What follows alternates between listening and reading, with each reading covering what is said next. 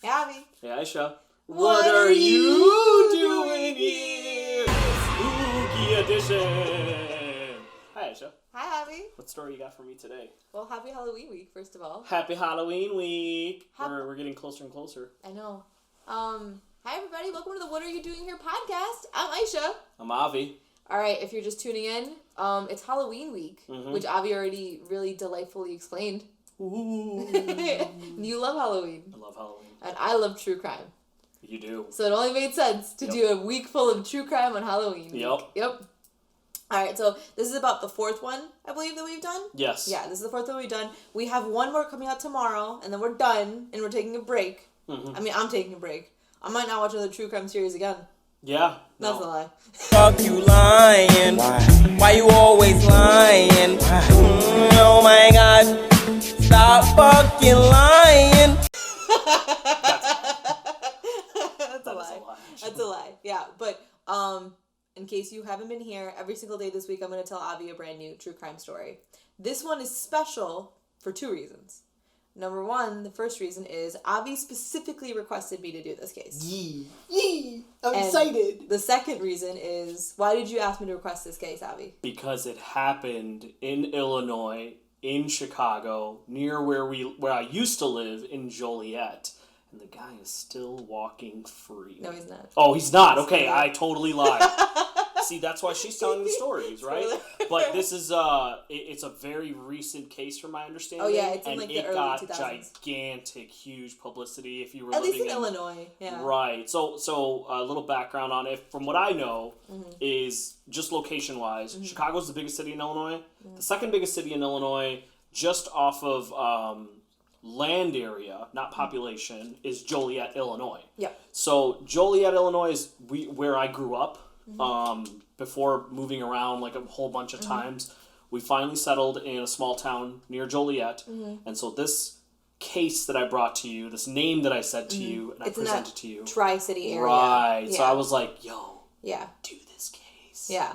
And you really asked me to do it, and the funny thing is, actually no. Before you asked me to do it, when we were talking about what cases I should do, you specifically said like, "Oh, what do you know about Drew Peterson?" I'm like, and I thought you meant name Scott. reveal. Yeah. Drew Peterson. I guess I should have mentioned that we're covering the case of Drew Peterson. Oh God! All right, let's do this. Well, I thought you were talking about Scott Peterson, which is actually a really famous, nationally known case. Yeah, because that's how it happened, right? You said I might do Scott Peterson, and I'm like, you mean Drew Peterson's brother? And you're like, who's Drew Peterson? I'm like, the killer? Yeah. Possible? Yeah. I don't know. You tell me.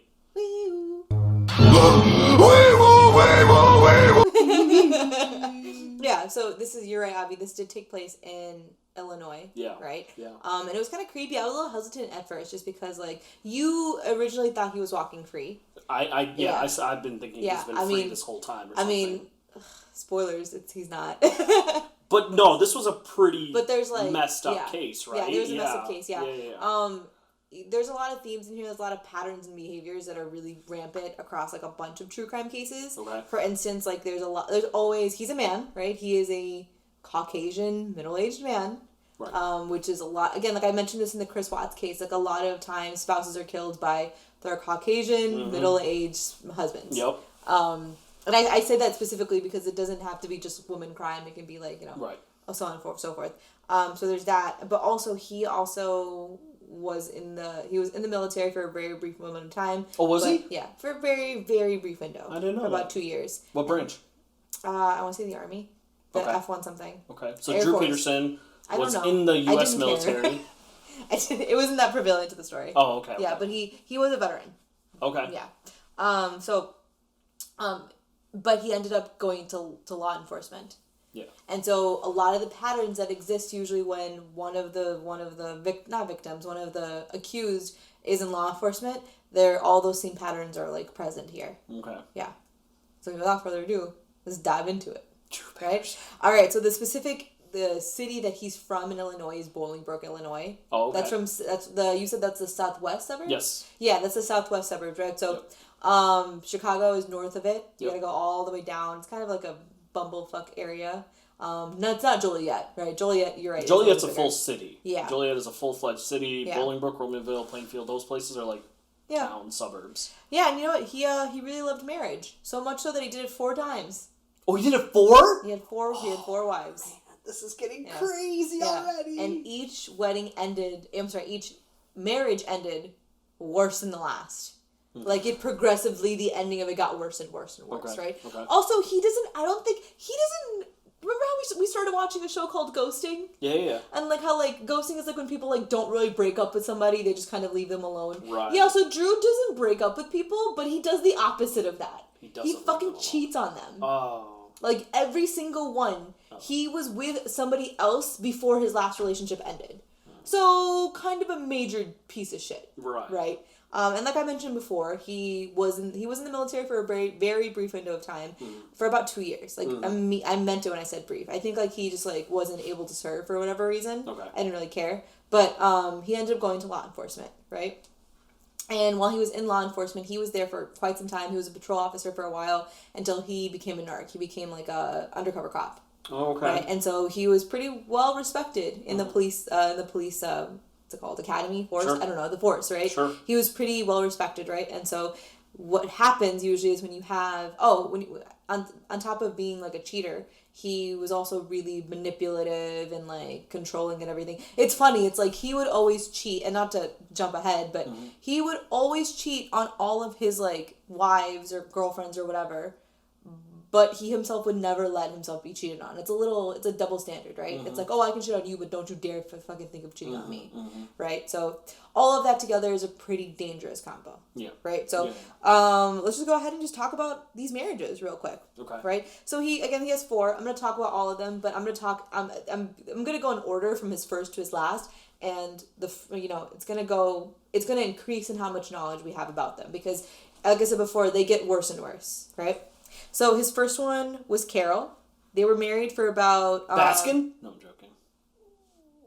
I don't know, thanks for spoiling it. Was it Carol Baskin? No. I was about to say. My stomach just growled, by the way. I bet the camera picked that up. It would have been so funny if, like, because Carol Baskin did have a really abusive ex-husband before she met her other ex-husband, Don, I think, that she ultimately, fed to tigers. Carol Baskin. Allegedly.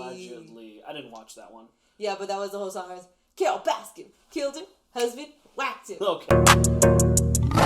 Carol Baskin killed her husband, whacked him. Okay, so there was Carol, who was his first wife. It was not even just his first wife, his high school sweetheart, right? Okay. They were married for 6 years. And they for the most part, outside of his time in the military, he's always lived in Illinois, Southwest Illinois, right? So, Carol, was one of the first instances where she's like, hey, like, he's really overbearing, he's really controlling, he's kind of abusive. Ultimately, they divorced because she figured out that he was cheating on her with, like, a 20-year-old, and he was 27 at the time. Okay. So quite the age difference, right? And so, the divorce happened, and he didn't, after the divorce happened, what he decided to do, he was a little petty of him. Again, remember, he's a police officer, right? His buddies, his cop buddies, like, they all would issue, like, parking tickets and, like, speeding tickets to her, but, like, wouldn't actually hand it over. What do you mean? Like, they would just say, like, they would write out citations claiming that she sped or she did parking tickets over a specific course of time. Yeah. And when you have enough tickets, after a while, there's a warrant out for your arrest. So they kept writing tickets. They kept writing tickets to her until they had enough to actually, like, arrest her. And so then they went and arrested her. Guess the specific cop that arrested her. Drew Peterson. Oh, my God. And I mean, like, she ultimately ended up, like, being fine. Like, she didn't have to deal with that. Just because, like, she was like, yeah, I wasn't driving during these times. Like, this is not me. Okay. But he did it as a power move. He did it to show her, like, don't fuck with me. Okay. Right? Yeah. And it was really scary the way that he handled it. But, so it was disgusting. Sure. Like I mentioned before, she divorced him because he ended up dating, like, a 20-year-old, like, cheating on with a 20-year-old. That actually ended up being his second wife. Okay. Yeah. So, that's what I'm telling you, man. Like, he always starts the next relationship before he double dips. Yeah. He's a double dipper. Right. Yeah. Which was Vicky, right? Vicky is her name. Carol to Vicky. To Vicky. Gotcha. Okay. Him and Vicky were married together for 10 years. Okay. Right? And during the course of this, they actually bought and owned a bar called Suds here in Illinois. Okay. I have no idea which city it is. I don't care. I don't want you to go to it. Yeah. Do not go. I mean, also, they probably have different ownerships. Maybe. They probably I don't have know. ownership. Maybe Vicky still owns it.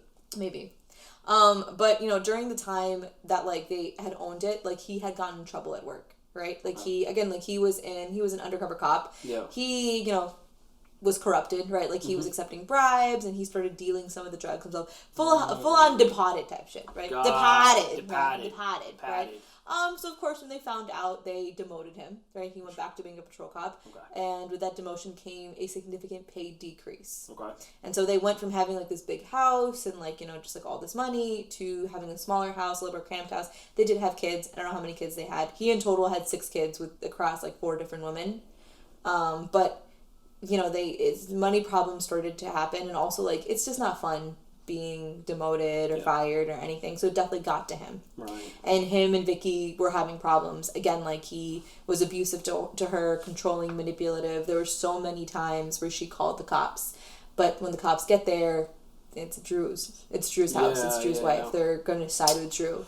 That's the thing, right? Like, a lot of times when this is the case, like, the officers are coming to the scene, they're always going to side with their fellow man in blue. Yeah. Rather than, like, doing their job to, like, serve and protect their community. Right. Because this woman was being, you know, threatened and harmed, and, like, it was scary for her. And they just didn't care. Yeah. Right? And again, he started double dipping. Mm-hmm. Vicky was kind of pissed. Mm-hmm. And so Vicky was going to divorce him. Mm-hmm. And, you know, before she could do that, she was driving home from work one day, and from work I mean from the bar. Yeah. And she found that her brakes were cut. And so, like, and then she gets into an accident where her car rolls over 3 times, and it ultimately results in her being in a coma. Okay. For a week. She ends up waking up, but it's the actual, like, the harm to her body is so severe that she has to have reconstructive surgery. Shit, okay. Yeah. So somebody cut her brakes? Yeah, like, that is the brakes. finding? Yeah, someone had cut her brakes. Police found that... Nobody knows who did it. Oh, but they cut her brakes. Yeah, I know, right? Fucking weird.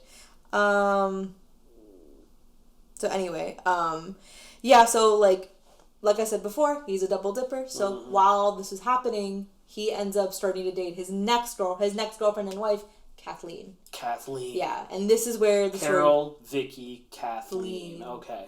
And this is where the story really picks up, unfortunately. Okay. Yeah. So Kathleen, just like an FYI, she was a girl who went through a lot of trauma. Okay. Right? She had a really, really hard life, and all she wanted was a better future for herself, right? So she made that for herself. She was an accountant somewhere in Glendale Heights or whatever. Okay. I think she was born in Glendale Heights. Okay. She was an accountant somewhere in Illinois. And all she wanted was some stability and some love, right? And some peace, like everything that she didn't have growing up. And she went on a blind date with Drew, and she thought she finally found it. Okay. Right? And so they got married. Let's see how long they were married for. They were married for about 9 years, right? And wow. Yeah. Okay. Yeah. I have here that the police were called to her house 18 times during the course of their 9-year marriage. Oh, shit. So that's like an average 2 times per year, yeah, right? Which is like more than, like, once is too many times, right? It's god disgusting. And, like, again, they always sided with Drew, right? And so ultimately they got divorced. And why did they get divorced? Because an anonymous letter came saying that, hey, your husband is dating a 19-year-old. Yeah. Oh, so just to clarify, Kathleen is of normal age. Kathleen's like 36. Sure. Whatever. But like he his first wife was his age. Yeah. And then he dated someone 7 years younger than him. Mm-hmm. Then he dated someone closer to his age, and then he dated a 19-year-old when he's like fucking almost 50. Right. Yeah. Disgusting. Right. At that. Ew. Yeah. And so ultimately that was the reason why they divorced again. Right. But even though, like, they had divorced, like, she still felt this immense amount of threat over her head when it came to Drew. Yeah. Right? And so, ultimately, Drew ends up marrying his 19-year-old girlfriend, right? Her name is Stacy. Stacy. Yeah. So this is girl number 4. Girl number 4. Okay. The last one. Yeah. So, again, it goes Carol, Vicky, Kathleen, Stacy, right? When it's time for them to get married, when it's time for Stacy and Drew to get married, they end up deciding to choose a house near, like, about maybe 2 blocks away from Kathleen's. From Kathleen's. Like, very close in the same neighborhood, right? He made the argument that, like, he wants to be close to his kids. Yeah. Kathleen and him had children together. Mm-hmm. So he wanted to stay close to them. Mm-hmm. But he definitely used it as, as an opportunity to, like, harass her continuously. And Kathleen always said it, like, if I die or if anything happens, it's Drew. Like, she always felt pressured, right? She claimed that one evening Drew actually broke into her house and came up to her bedroom in the middle of the night and tried to kill her with a knife. She had woken up and she just said, she just felt so defeated that she was just like, just do it already. And that he tried, but he couldn't do it. Like, he couldn't go through with it. He couldn't go through with it. So he fled. And of course, Drew has a very different story. Yeah. His story is that he came over one day, I think to drop the kids off or whatever reason, and she was naked, trying to seduce him. Oh. Yeah. And Kathleen's like, no, that's not what happened at all. Okay. Right? Weird. Right? That's rough. That's rough. Like I mentioned, though, they had kids together, right? Yeah. And then, you know, when the divorce happened, there's a couple things they have to settle, right? They have to settle who's getting custody of the kids, which they both wanted custody of their own children, and also property-wise, right? They had, you know, in the 9 years that they were married, they had that accumulated some property together. And so now that they're getting divorced, they have to split it up amongst the two. They were working on that before an incident happened. So the incidents technically starts happening on Sunday, right? Because like he has weekend visitation rights, I believe, right? Okay. So, you know, the weekend visitation rights, like, and like, you know, the weekend that he was supposed to have his kids, his boys, ended. So he had to go drop them off at Kathleen's house. Okay. Right? So he rings the doorbell. Kathleen doesn't answer. And so instead of like calling her, waiting it out, he's like, oh, I'll just take the boys back. Right? Even though it's his time, like legally it's his time to hand him over. He's like, yeah, whatever, I'll just take him back. He comes back later that night. He rings the doorbell again. Kathleen's still not there. And so he's like, oh, well, whatever, why don't you guys just stay one more night? Oh, so he doesn't, like, try to figure out where she is. Exactly. He's like, anything. Right, because, like, if you're trying to, like, dude, yesterday, Avi, I wasn't responsive to you for, like, 40 minutes, and you're like, hey, are you okay? No. That is wrong. That is wrong. It wasn't 40 minutes. That was, like, a solid 4 hours. I could pull up You took a nap! Read receipts after 5 o'clock. I woke up at 5, and you didn't respond back until 7. You didn't text me at 5! Okay, this is not the point of the case. Yes. But anyways, yeah, no. Kathleen not answering is But what I'm trying to say is, like, normal people, when they don't respond, especially when they're expected to respond twice, is like, hey, like, what's wrong? Yeah. The other thing we forgot to mention about that is that you did also contact me on Instagram. So 2 places I didn't respond back to. You were like, hey, where the fuck are you? Yeah. Right? So you think any normal person would do that, right? But he doesn't. He just, you know, he takes him home. He comes back the next day. She's still not there. It's a little weird. He's like, oh, well, I guess you guys are just go to school or whatever, you know, like whatever. The next day he tries one more time. So it's 2 days that she's been missing. Yeah. Still can't find her. That's when he finally goes to the neighbors. Like, hey, have you guys seen Kathleen? And they're like, hey, we actually haven't seen her for 2 days. And then he's like, oh, that's really scary. Do you guys mind helping me look through the house? Which is, I don't know how he did that. I don't know, like, if maybe he has a key or, like, if he broke in. I don't. That's a question that, like, I just realized that right now, because if he had a key, why didn't he just use the key the whole time? Right. And if he broke in, isn't that kind of bad? Suspicious, right? So, don't be suspicious. Don't be suspicious. Don't be suspicious. Don't be suspicious. They're looking through the house. The neighbors go into the bathroom where they find Kathleen face down in a waterless bathtub with a huge gash on her head, dead. Oh, shit. Yeah. Okay, so girl number 2's in a coma, and now girl number 3 is dead with a gash on her head and a face down in a bathtub. What the fuck? Yep. And so the coroner report ultimately said it was an accidental accident, or it was an accidental death. What? Yeah. They're saying that she slipped in the bath, even though there's no water. Yeah. And well, I mean, after 2 days, wouldn't the water dry? If you have a full bathtub? No. Or if you have water in the bathtub? Yeah. If you have, like, no, we're talking about, like, any water in the bathtub. Right. Yeah, no, if she took a shower. Drips, yeah, if it was just drips, it would dry. Right, yeah, right. If it was just drips, it would dry. Yeah, if she just took a shower, then it would dry, because, like, my bathtub dries in, like, 45 minutes. But it's just, like, I'm unfortunately, like, I'm not a true crime investigator. I don't know all the details. I don't know if she was already dressed, if she was naked, anything like that, right? Yeah. But it was just, like, a huge gap. It just didn't seem correct. She also had bruises, other parts of her body, that like didn't make sense if like she just fell down. Okay. Right? Okay. It was weird. Okay. Anyway, but they ultimately ruled her death as accidental, and they buried her. And Scott was, not Scott, I'm sorry, Drew. I'm thinking of Scott Peterson. Drew was not accused of it all. Even if he was, again, he's got some friends in blue, right? So it doesn't matter. Right. Yep. Get him off. Yeah. Yep. So anyway, Stacy. Remember I talked about her? Yeah. Coma, Stacey. right? No. First. No. This is his fourth. Oh, okay, yeah, Stacey's so again, it goes, God, I know the it's 19-year-old or something, right? Yeah, the 19-year-old, yeah. So Stacy, right? So Stacy was his last wife, right? Okay. They married in like 2000. They had the shortest marriage. They married in 2003, right? Okay. So remember how we talked about this is very recent? Yeah. This is not super recent. It's like over 10 years old, but yeah, like it happened in 2000, right? So she was 19 when they met. She was a receptionist. She actually she was going to Joliet Junior College, for nursing. And I asked you this before because you went to Joliet Junior College. I did. Yeah. Oh no.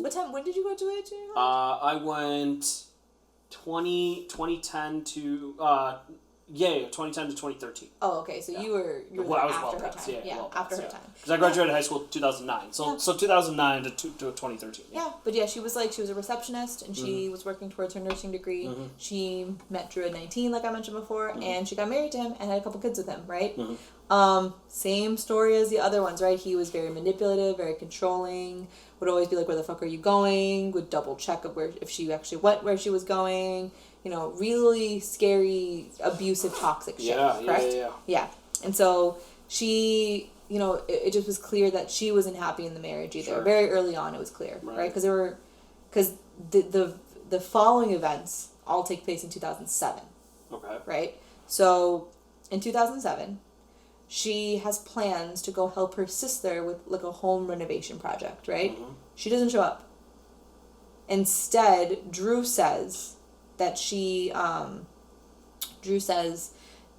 called him, said, I'm leaving you, I'm at the airport, my car's at the airport, I'm flying away with another man. This is what Drew's saying that she said. Yeah, exactly. So, it's not... And her family doesn't buy it. Yeah. So her family immediately, files a missing person report. Right. And he's like, what are you guys doing? Like, she left me. Yeah. She said that she left her car at the airport. I went to the airport, saw it, picked it up, and drove it home. So, he's like, that's your proof, right? Suspicious. Very suspicious. So, Drew Peterson has a stepbrother. Okay. Thomas. Okay. So, ironically enough, not ironically, Thomas tries to commit suicide. He fails. He tries to commit suicide the day before Stacy flees or is disappeared. Right? Disappears. Yeah. And if you think there's a connection, you're right. So the connection is he was talking to Drew, and they were talking about the fact that him and Stacy weren't happy, and that I think ultimately Stacy was trying to get a divorce. Yeah. And so I should mention that in exchange for all this information, Thomas does get immunity, which is one of the reasons he said it. But he's dead, right? Well, no, it was a failed suicide attempt. Oh, okay. It wasn't successful. Okay. Yeah, it was a failed suicide attempt. So he ultimately ends up going to the cops and saying everything. Yeah. He ultimately goes to the cops and tells them everything. And what he basically says is that Drew and Thomas have a conversation talking about, how the marriage isn't working out. And, he really expresses kind of a little bit of hatred. Or not hatred, he expresses a disdain, let's say, for Stacy. And so he flat out asked Thomas, if I were to give you $2,000, would you kill Stacy? Oh, shit. And he says, fuck no. Yeah. And he's like, okay. Hey, Tom, you want to go for a drive?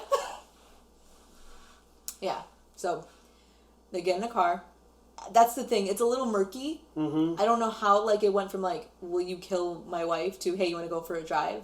Because you think that, dude, first of all, I'm fucking booking it. If anyone says that, I'm fucking gone. Yeah. I'm gone and I'm calling the cops on you. Right. Yeah.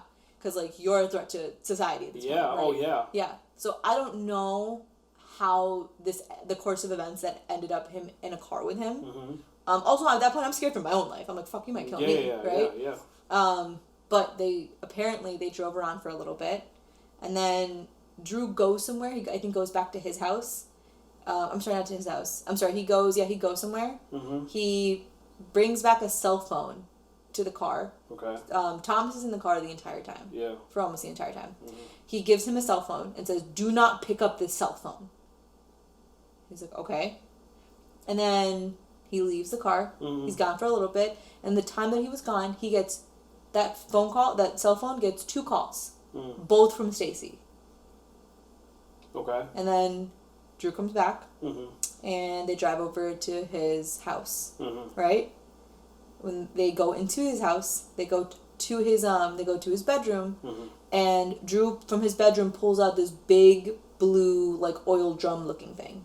Right? This heavy oil drum looking thing. Okay. And asks Thomas's help in putting it into the car. Okay. And that's exactly what they do. They put it into the car, and then Drew goes and disposes of it. I'm not sure if Thomas was involved in this, like if he actually knows where it was. Yeah. But he goes and disposes of it, right? Yeah. The next day is when Stacy is reported missing. Oh, that's when he's like, oh, she ran away with a man and stuff like that. Yeah. And so her shit's at the airport. Right. And so Thomas, putting the clues together, realizes he's an accessory. He might have been an accomplice. He might have been an accomplice to Stacy's murder. And so he, again, tries to kill himself, but it doesn't work, thankfully. And so he goes to the police, and he sings like a canary. I did it right this time. Yeah. Practice makes perfect. Yeah. He goes to the police, and he sings like a canary. To that which point, Drew completely like denies it. He's like, "No, I absolutely didn't do it. I told you, my wife just fled. My wife just left me." Right? He does go out of his way to get a lawyer, and this lawyer is like more like a publicist than anything else. Like they're fucking milking it, Avi. That like this whole thing is happening. Like it's very sensationalized in the Chicagoland area. Yeah. And like he does talk to the media, but like he's so calm about it. He's almost like having fun with it. And then people are like, "Well, this is really weird that this happened to you.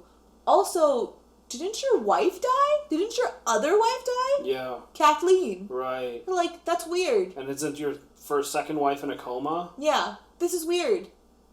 Something's off. Yeah. So, and remember, Kathleen's death was technically accidental. Right? So they're like, this doesn't make sense. So they exhume her body, right?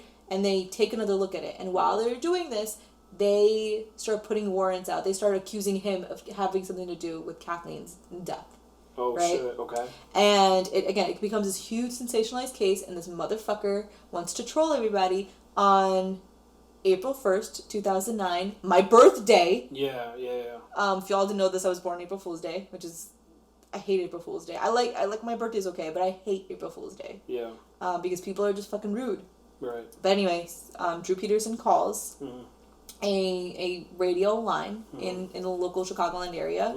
And he's like, "Man, I really gotta tell you something. I really gotta tell you guys something." He's on air going like, "I really gotta tell you guys something. Like, it's been weighing really heavy in my heart, and I just can't keep it in anymore." And the guy's like, "What are you talking about? What do you want to hold? What do you want to hold? No, hold it in, man. Tell us what it is." Yeah. Man, the chicken wings at this restaurant are so fucking good.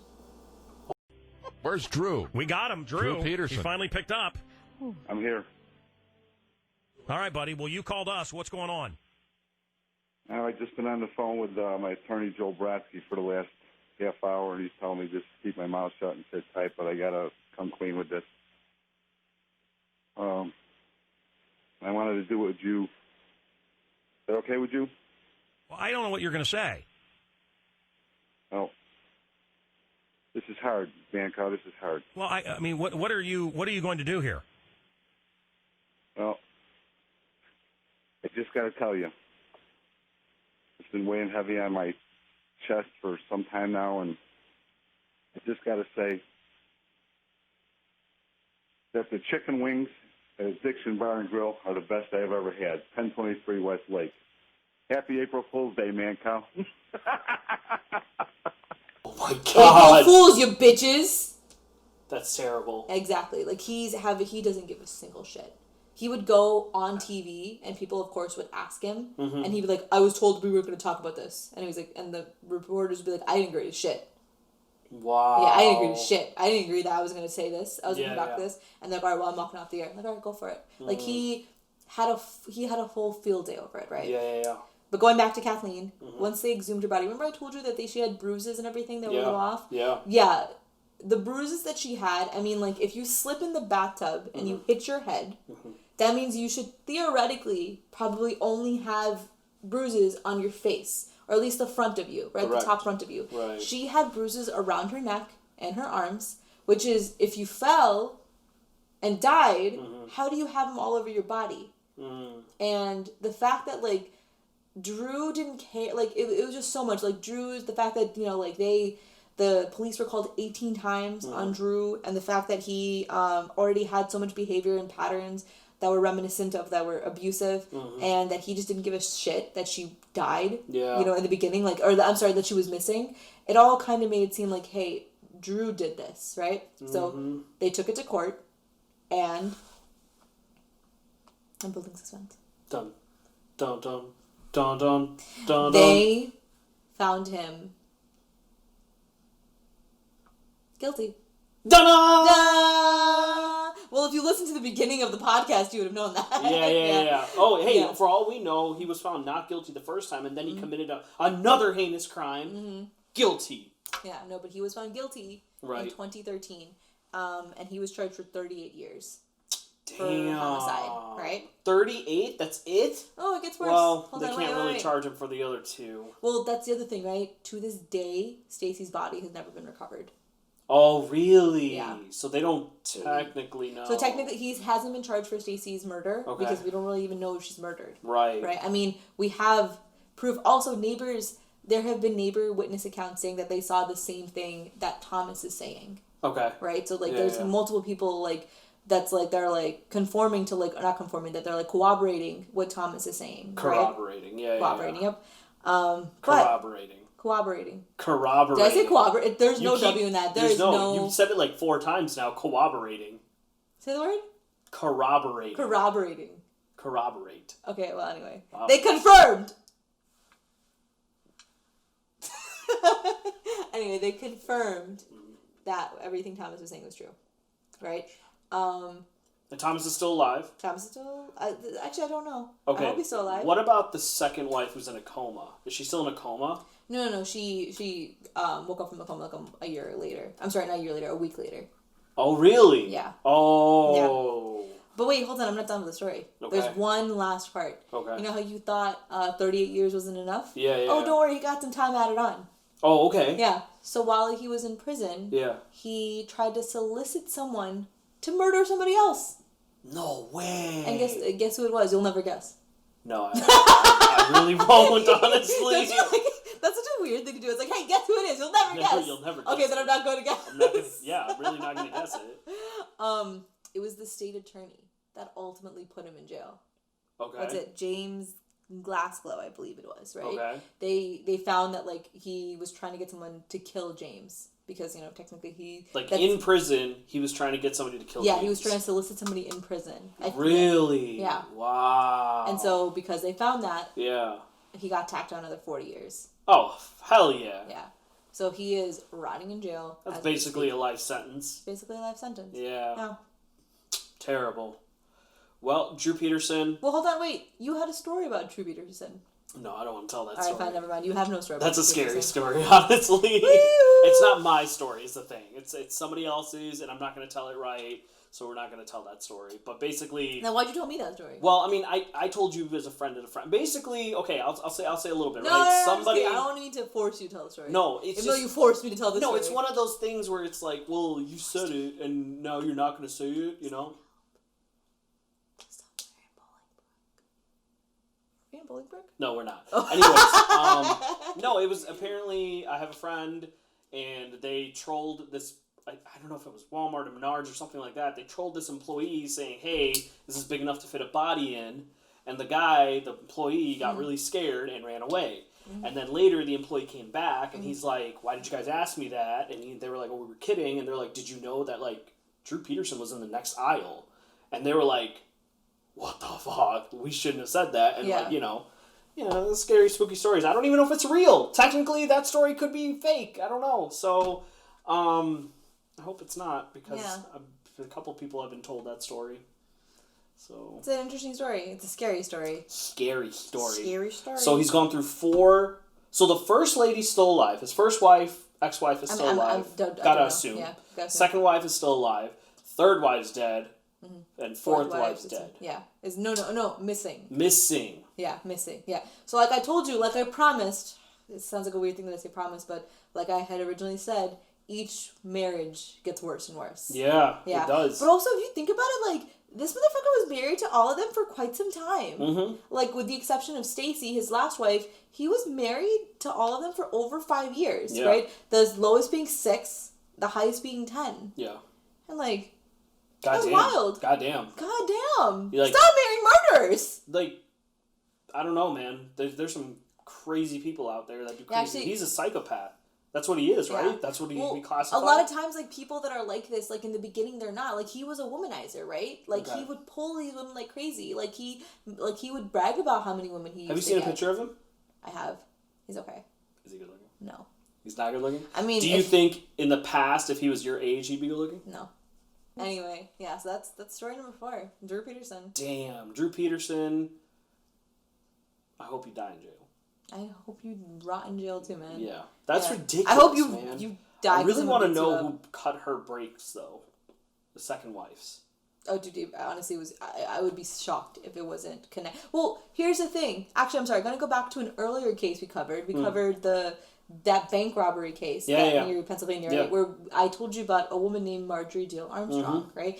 Who pretty much every single person she dated or married or both died in suspicious circumstances, right? Yeah. And then ultimately we found out that, like, at least we had confirmation that for the last one, right, her last boyfriend, she killed him. Right. So at least one of them, right? And so that's the thing.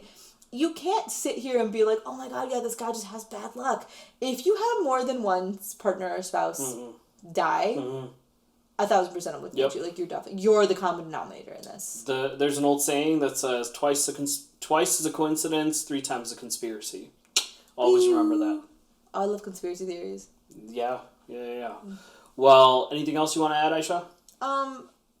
Women, ladies. These are my ladies. These are my ladies. This is Jill. This is my lady Amy. Little Susie. Brianna. You know why we call her Brianna, right? No.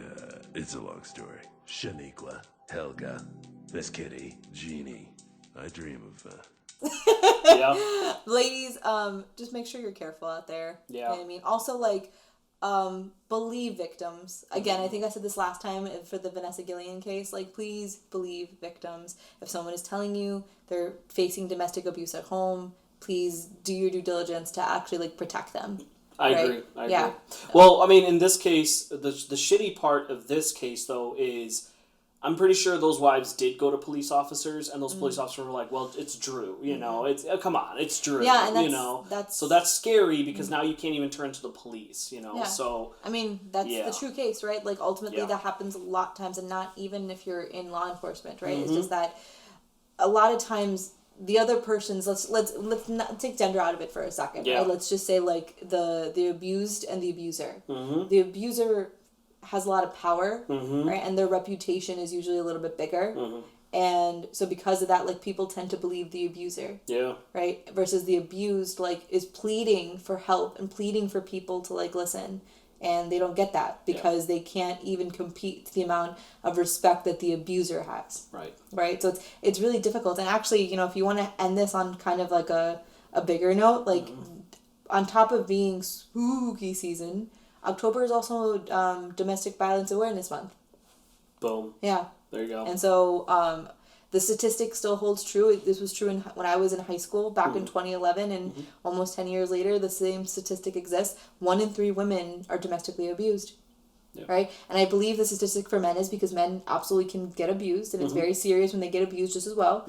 I think the statistic for men is 1 in 6 men, right? Which is still very, very fucking high. Yeah. And so, again, I'm pleading with you, please believe victims, right? Yeah. And while these police didn't do that, which happens a lot in smaller cities, right? Right, yeah. All those police didn't do that. I mean, I don't know what the community did for her or didn't do for her. I don't want to say that they didn't do anything because I'm ignorant to that.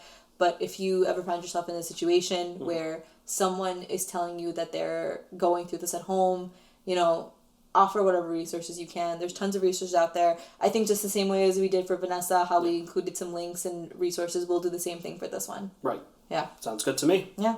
All right. But that's it. That's my ending thoughts. What about yours, Avi? I don't got nothing else. I think that was very good, well spoken, and we love spooky season. We do love spooky season. Good job, Ayesha. Thanks. Thanks for granting me this one wish. Yeah, I wanted welcome. to know about Drew Peterson and why he's such a scumbag. So now we know. Oh, but the last one has a twist. The last story. Oh, don't tell us now. Oh no, I'll tell you the one thing. The one common denominator in all the stories that I've told you is that they were all solved to some degree. Okay. Right? Gotcha. The last one is unsolved. Dun, dun, dun. So stick around for the last story, folks. Number 5 is completely unsolved. The finale. Yeah. The finale. It'll be releasing on Halloween Day. Yep. Unsolved. Mystery murder. Craziness. It's spooky season. Hey, Ayesha. Hey, Avi. What are you